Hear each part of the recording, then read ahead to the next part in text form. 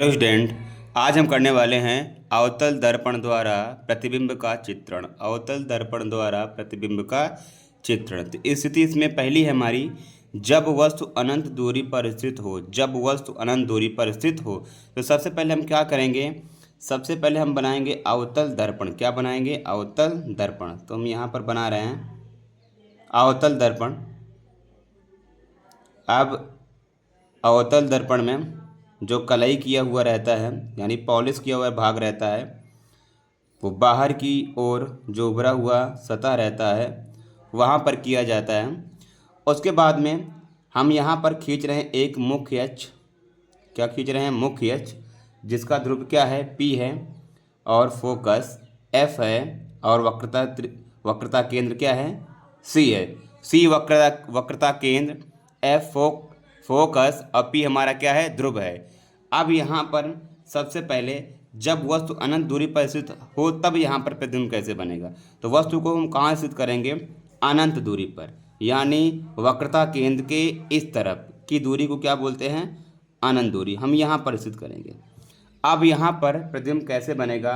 देखो, पहली इसमें किरण निकलेगी और कहाँ को जाएगी? फोकस। कहाँ पर जाएगी? फोकस। फोकस से होते हुए कहाँ पर आएगी? इस तरीके से मुड़ जाएगी मुख्य अक्ष के समांतर। मतलब फोकस से जाएगी और मुख्य अक्ष के जो समांतर वापस चली आएगी। फिर दूसरी किरण कहाँ से जाएगी? वक्रता केंद्र।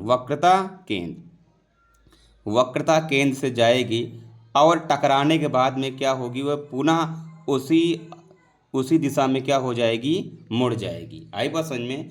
पहले क्या है कि जा रही है पहली किरण फोकस से और मुख्य अक्ष के समांतर जा रही है।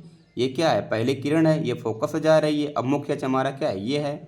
तो मुख्य अक्ष के समांतर चली जा रही है। अब दूसरी किरण कहाँ जा रही है? वक्रता केंद्र पर, और वापस उसी दिशा में क्या हो जा रही है? मुड़ जा रही है। तब यहाँ पर प्रतिबिंब कहाँ बन रहा है? यहाँ पर, जहाँ पर दो किरणें आपस में कट रही हैं, यहाँ पर बन रहा है। तो यहाँ पर प्रतिबिंब कैसा बनेगा? ये बनेगा फोकस तल पर। कहाँ पर बन रहा है? फोकस तल पर। प्रतिबिंब हमारा कहाँ पर बन रहा है? क्योंकि यहाँ फोकस है और इसके तल पर बन रहा है, तो यहाँ पर प्रतिबिंब हमारा कहाँ पर बनेगा? फोकस तल पर। कहाँ पर बनेगा? फोकस तल पर।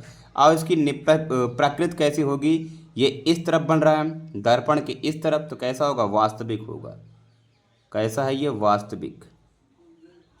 उसके बाद में दूसरी बात क्या है कि छोटा होगा कि बड़ा होगा? तो ये क्या होगा? ये वस्तु से बहुत छोटा होगा। क्या होगा? ये बहुत छोटा होगा। वस्तु से बहुत छोटा होगा। वास्तविक वस्तु से बहुत छोटा। अब मुख्य अक्ष के नीचे की ओर बढ़ रहा है, तो कैसा होगा? ये उल्टा होगा। कैसे होगा? ये उल्टा होगा। तो हमने यहाँ पर इसको देख लिया है।